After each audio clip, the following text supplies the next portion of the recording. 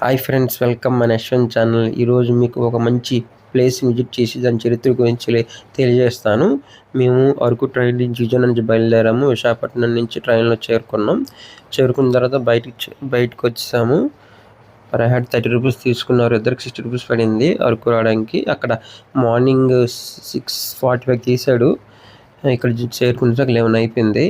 ఇప్పుడు మేము ప్లాన్ చేస్తున్నాం ఎలాగ వెళ్ళాలి, ఏంటి అరకు లోకల్ ప్లేస్లు ఏంటంటే చూడాలి అని. ఫస్ట్ వీడియో నేను ఇక్కడ నుంచి ఎట్టి చూపిస్తాను, మీకు తెలియజేస్తాను. ఇక్కడ నుంచి మేము ఆటో మాట్లాడుకున్నాం ఫ్రెండ్స్.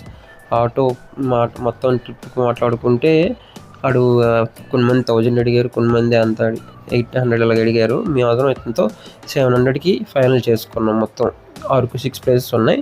6 ప్లేసెస్ ఇతను విజిట్ మాకు చూపిస్తాడనమాట. చూపించిన తర్వాత మళ్ళీ స్టేషన్ దింపాలి అని అన్నాను. అలాగే అన్నయ్య స్టేషన్ దగ్గర దింపుతామని చెప్పాడు అతను. ఇప్పుడు మీకు నేను చెప్తాను మొత్తం వీడియో అంతా.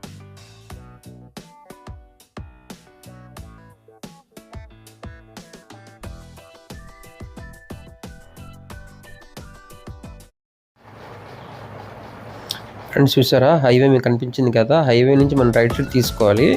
రైట్ సైడ్ తీసుకుంటే ఇక్కడ నుంచి మనకి ఒక 1 km 1.5 km ఉంటుంది. ఫస్ట్ నేను విజిట్ చేసే ప్లేస్ మీకు పైనరీ ట్రీస్, అరకు పైనరీ ట్రీస్. ఇది ఎక్సలెంట్. అసలు దీని చరిత్ర అసలు ఇక్కడ అసలు ఇంత ఫేమస్ ఎలాగైంది దీని గురించి మీకు క్లారిటీగా చెప్తాను. అసలు మనకి చిన్న ప్లేస్లో వెనకాల చాలా మంచి చరిత్ర ఉంటుంది. దీని వెనకాల కూడా ఒక మంచి చిన్న కథ ఉందన్నమాట. ఆ కథ గురించి మీకు నేను వీళ్ళ పైనరీ ట్రీస్ చేరుకున్న తర్వాత నడుస్తూ మీకు ఎక్స్ప్లెయిన్ చేస్తాను. ఆ వ్యూస్ అందాలని మీకు చూపిస్తూ నేను ఆ స్టోరీని మీకు తెలియజేస్తాను ఫ్రెండ్స్. మీకు చూడండి ఎంత అందంగా ఉంది. మేము వచ్చినప్పుడు అయితే క్లైమేట్ చాలా బాగుంది. వెళ్ళేదారిలో ఎక్సలెంట్గా ఉన్నాయి. అసలు మీకు చెప్పాను కానీ ఫ్రెండ్స్, ఆటో మేము 800కి మాట్లాడుకున్నాం. 700 ఫైనల్ చేస్తాం మేము. చూడండి, వెల్కమ్ మన అరకు పైనరీకి. చాలా బాగుంటుందండి. ఇది నేను ఫస్ట్ టైం విజిట్ చేయడం. అసలు అరకు వచ్చిన వాళ్ళు ఖచ్చితంగా ఫస్ట్ ఇదే విజిట్ చేస్తారు.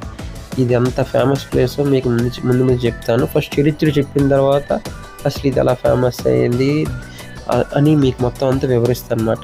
చూడండి, లొకేషన్స్ చూడండి.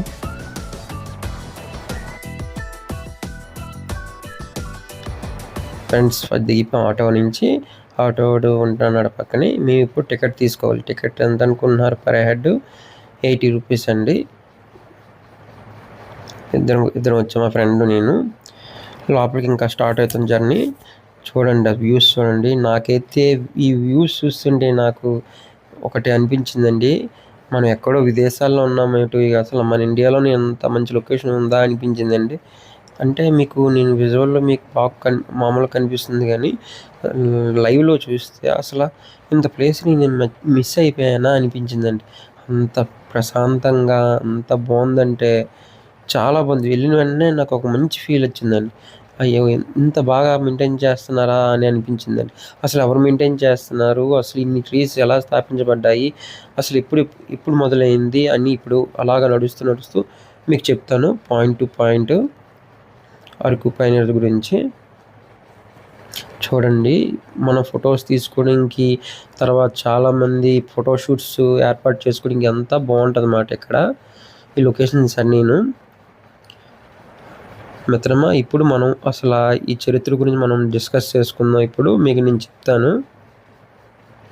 సుమారు ఇక్కడ అడిగి తెలుసుకున్నాను నేను ఈ చరిత్ర గురించి. సుమారు మనకి 50 సంవత్సరాల క్రితం, అంటే 1970లో 1970లో ఆ మధ్యలో అటవీ శాఖలు ఒక ప్రయోగం చేద్దాం అనుకున్నారు. ఏంటంటే, మన అరకు వ్యాలీలో ఇక్కడ అరకులో కొత్త చెట్లు వేస్తే బతుకుతాయా బతకవా అని ప్రయోగం చేద్దాం అనుకున్నారట.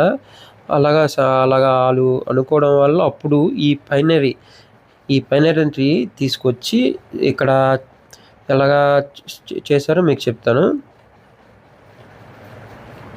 అంటే కొత్త రకం చెట్లు పెరగవా అని తెలుసుకుందాం అనుకున్నారు. అప్పుడు ఏం చేశారంటే, ఈ పైన చెట్లని 1975-76 సంవత్సరంలో అంజోడ్ సిల్క్ ఫామ్ అని పిలిచి ఒక స్థలం దాదాపు 27 ఎకరాల విస్తీర్ణంలో ఉన్న చిన్న పైన మొక్కల్ని నాటారన్నమాట.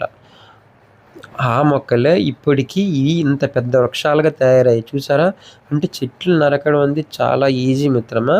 పెంచడం ఎంత కష్టమో మీకు అర్థమైందా? 50 సంవత్సరాలు పట్టింది వీటి జీవితం చూడండి. అవి ఎంతెంత పెద్ద మానుల్లాగా ఉన్నాయి. అంటే అంత ఇంకా మానులు అవుతాయి. మనం కొట్టకుండా ఉంటే అవి ఇంకా పెద్ద పెద్ద మానులు అవుతాయి. ఏవైనా గాలికి ఇరిగిపోయిన చెట్లని మనం యూజ్ చేసుకోవాలి గానీ, బతుకున్న చెట్లను మాత్రం ఎప్పుడూ మనం పాడు చేయకూడదు. చూసారా?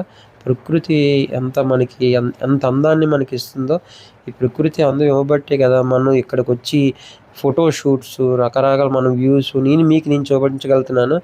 అప్పుడు ఆళ్ళంత కష్టపడ్డబట్టి ఆ చిన్న ప్రయోగం అనేది ఇప్పుడు ఒక టూరిజం ప్లేస్‌లా తయారైంది. ఒక ఉపాధి అవకాశం కల్పించింది. ఈ విధంగా చేశారన్నమాట. మీకు ఒక పాయింట్ ఇప్పుడు అర్థమైంది. చాలామంది తెలిసుండదు. అందుకే మీకు తెలియజేస్తున్నాను నేను. తర్వాత ఇంకో పాయింట్ కూడా మీకు నేను చెప్తాను.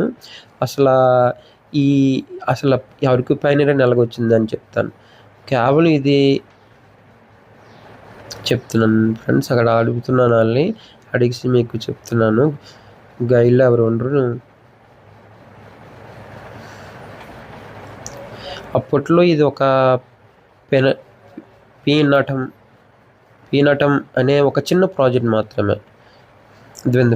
ఇది ఒక గొప్ప పర్యాటక కేంద్రంగా తయారైంది.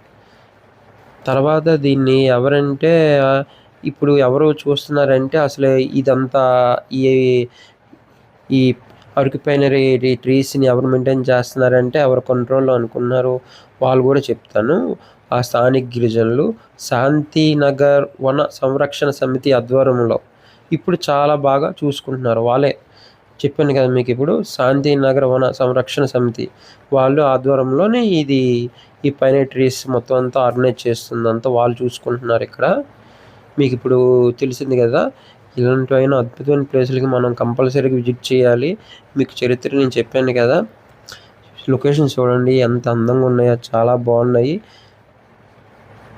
నాకైతే ఇంకోసారి కూడా విజిట్ చేయాలనిపించింది. కంపల్సరీ చూసాను. ఎవరైతే రాలేనోళ్ళు ఉన్నారో ఈ ప్లేసులు చూడండి. తర్వాత ఎవరైతే కొత్తగా పెళ్లి చేసుకుంటారో చాలామందికి ఫోటో షూట్స్ ఇక్కడ చేసుకుంటారండి. ఎక్సలెంట్‌గా ఉన్నాయి మిత్రమా అసల. నాకైతే చాలా బాగా నచ్చింది. ఎవరైనా లంచ్ తెచ్చుకోకపోయినా ఇగోండి ఇక్కడ చిన్నది హోటల్ కూడా ఉంది. మనం చెప్పాలి. చెప్తే చేసి ఉంచుతారు. ఆల్రెడీ మేము వచ్చినప్పుడు ఎవరో ఫోటో షూట్ అవుతుందండి అక్కడ. ఇవన్నీ ఫొటోస్ తీసుకోవడానికి చాలా బాగా ఏర్పాటు చేశారు ఆళ్ళు. మీకు నేను చెప్పిన చరిత్ర మీకు అర్థమైందో అనుకుంటున్నాను నేను. 27 ఎకరాల్లోనండి. అప్పుడు చిన్న ప్రయోగం వినటం అనే ఒక చిన్న ప్రయోగాన్ని ఇప్పుడు దాని పేరు ఇప్పుడు అరకు పైనరీ ట్రీస్‌గా ఏర్పడిందన్నమాట మీకు. దీన్ని గవర్నమెంట్ అప్పుడు తీసుకుందన్నమాట. 2023లోని దీన్ని ప్రారంభించారు. అరకు పైనరీ కింద. దీన్ని 1975 నుంచి 76 సంవత్సరంలోనే ఫారెస్ట్ డిపార్ట్మెంట్ తీసుకొని చెప్పిన ఒక ప్రయోగాత్మక ప్రాజెక్ట్ కింద వినటం చెప్పాను మీకు మొత్తం అంతా క్లారిటీగా అర్థమై ఉంటుంది. అంటే ఇంత మంచి లొకేషన్‌లో చిన్న కథ మాట ఇది. ఇది రియల్‌గా అంటే అప్పుడు అలాగా అనుకున్నారు కాబట్టి మనకి ఇంత అద్భుతమైన ప్లేస్ మనం ఈరోజు చూడగలుగుతున్నాం. ఆళ్ళు ఆ విధంగా ప్రయోగం చేయబట్టి ఈ భూమి మీద ఇవి ఉంటాయా? ఉండవా? అనుకున్నారు కాబట్టే. ఫ్రెండ్స్ ఇలాంటివన్నీ మంచి నేను మంచి మంచి స్టోరీస్ ఇలాగ మంచి లొకేషన్స్ నేను మీకు తెలియజేస్తాను. మంచి ప్లేస్‌లో వాటి ఉన్న చరిత్రని మీకు తెలియజేయడానికి ప్రయత్నిస్తూనే ఉంటాను. నా ఛానల్‌ని సబ్స్క్రైబ్ చేయండి. చాలామంది చూస్తున్నారు మిత్రమా. కానీ సబ్స్క్రిప్షన్ మాత్రం పెరగట్లేదు. అది చిన్న డిసప్పాయింట్‌మెంట్ ఫీల్ అవుతున్నాను. మీకోసం నేను చాలా కష్టపడుతున్నాను. తెలియజేస్తాను. ఇంకా మంచి నెక్స్ట్ వీడియోలో మీకు ఇంకా మంచి చరిత్ర తెలియజేస్తాను మిత్రమా. నా ఛానల్ షేర్ చేయండి. సబ్స్క్రిప్షన్ చేయండి. ఉంటాను మిత్రమా. బాయ్. నెక్స్ట్ మంచి కంటెంట్‌తో మీ ముందుకు నేనొస్తాను. Bye friends.